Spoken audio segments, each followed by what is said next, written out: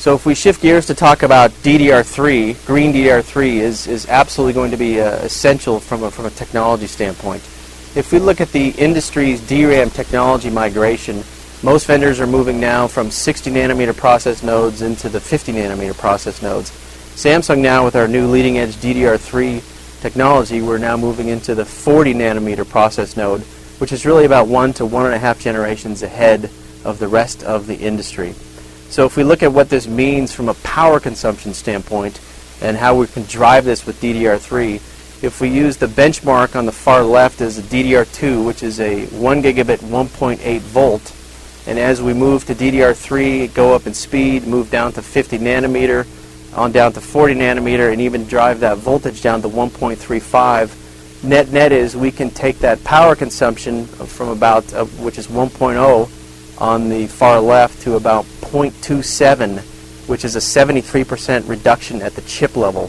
So again, very compelling, very disruptive, and again, this is another example of the building blocks that are going into data center and server builds.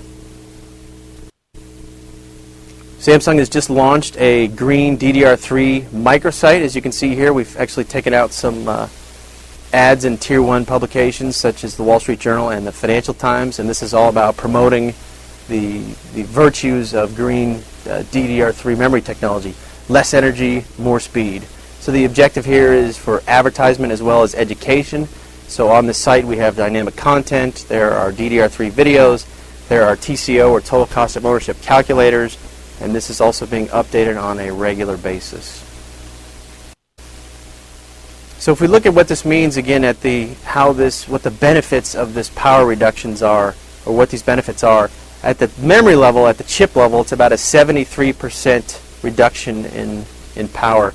At the system level, if you take a typical server installation of about 48 gigabytes, it's going to yield about a 38% savings at the system level.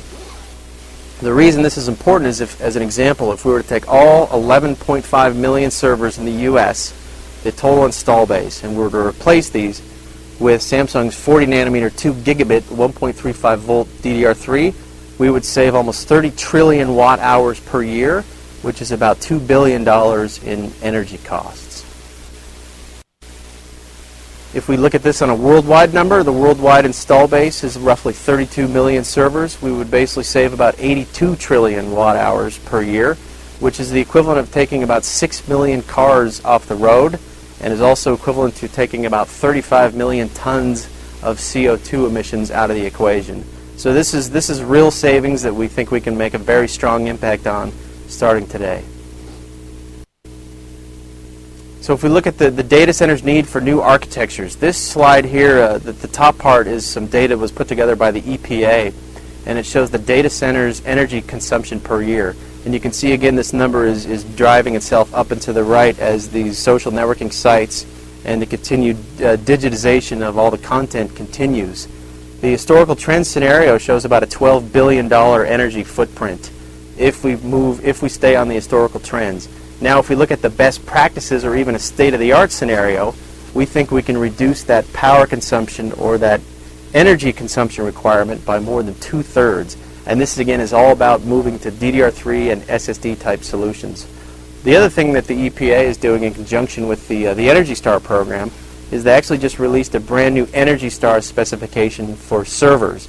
Version 1.0 was just released in May of 2009, and version 2.0 is actually under development at this point, where the requirements will become a little bit more stringent, and they're also starting to work on a Energy Star spec for data centers as well. So to get more detail on the EPA Energy Star labels, they are requiring 30% more energy efficiency than standard servers.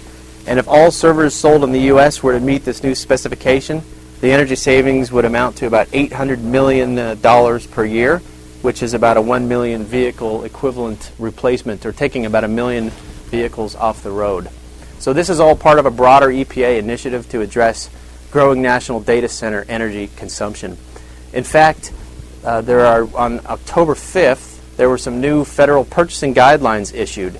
And you can see right next to Mr. President Barack Obama there. They are now implementing best management practices for energy efficient management of servers and federal data centers. and ensuring the procurement of Energy Star and FEMP designated electronic equipment. So again, this is something that the government is starting to pay very close attention to because of the power consumption that is being driven by data centers and servers. So if we take the net of all this and look back to if according to one of the EPA studies showing that by 2011 potentially 3% of all U.S. electricity needs will come from data centers. If you look at the server power distribution here, you can see HDD on the left is accounting for about 7%. And if we can knock that down by a factor of 80% by switching that to SSD, memory on the right is about 38% of the server power. If we can take about 3/4 of that out of the equation, the net here is by switching all this infrastructure over to DDR3 as well as to SSD alone, we think we can reduce that entire data center footprint to 2.3% in the U.S. So think about that as a 0.7% in total U.S. energy consumption just by switching to these more power efficient and performance efficient technologies. Thank you very much for listening to the webcast today. If you have any follow-up questions, please click on the Contact Now button and a representative from Samsung will get back with you shortly. Thanks again.